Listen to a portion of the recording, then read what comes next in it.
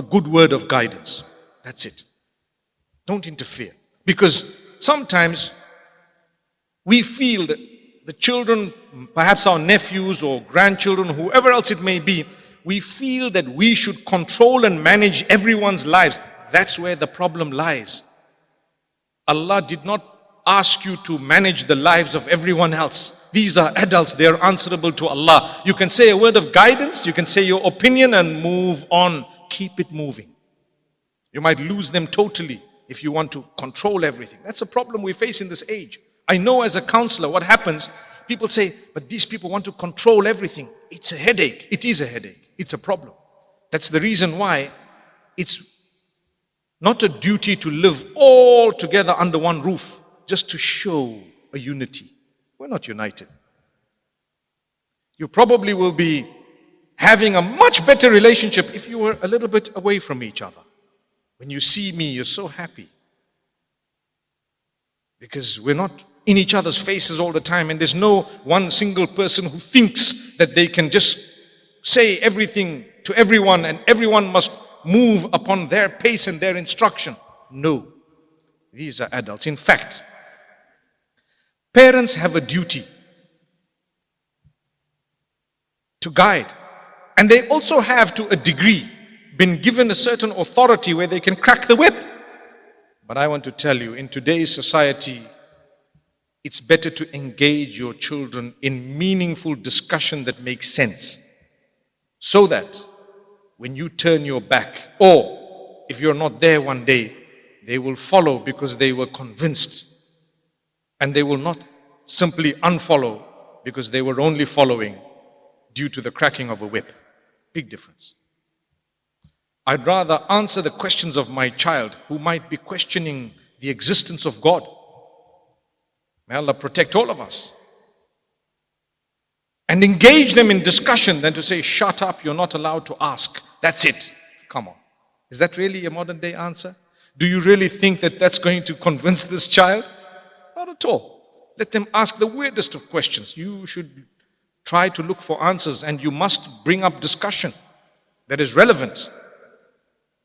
May Allah Almighty grant us ease. I pray that these few words I've said would actually motivate us to better our relationships in our homes so we can make them beautiful. Sometimes we want to be perfectionists. Everything must be exactly put in this way, done in this. It doesn't have to be. Let them do their thing. These are little children sometimes. When I was much younger, and I remember, with the older children, if they jumped into the motor vehicle, no eating, no drinking, no even touching the windows, the mirrors, nothing. You got to sit just like this.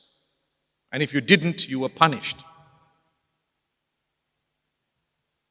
A few children down the line, they do what they want in the car.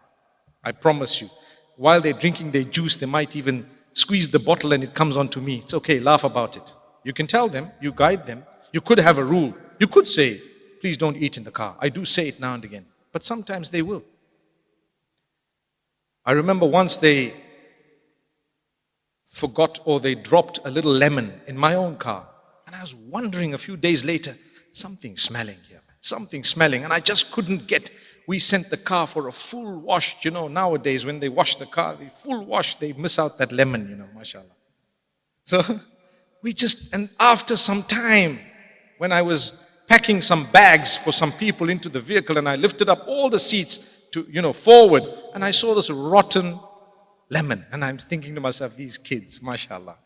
You just got to laugh about it. Clean it, spray it, whatever else, and thank Allah and carry on. Maybe show them. I did. To say, come see what happened. Look at this. Guys, watch out. But don't become too hard. Don't make the environment such that they don't even want to see you. They look forward to your departure. Don't do that. Let there be a beautiful relationship. I tell you why I'm saying this. Today on earth, we are in desperate need of this family unit. And what's happening is, it's being fragmented so that people are just lost. The first thing they lose is their connection with Allah. And then they start losing everything else, one after the other. And then they get sad and depressed on their own. Do you know when you're sad, you're human. You would be sad sometimes. Just being around people who care for you is half the solution. Being around people who really love you, that sadness would already be remedied. It would only come in a limited fashion because you have a strong support mechanism.